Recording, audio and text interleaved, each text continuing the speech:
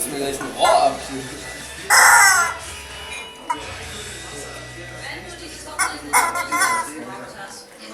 Tot.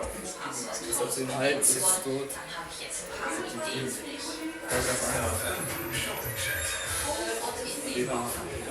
Kannst du heute Abend im White Trash erleben? Der Name lässt es jetzt nicht direkt vermuten, aber Mario Carson kommt aus Karlsruhe.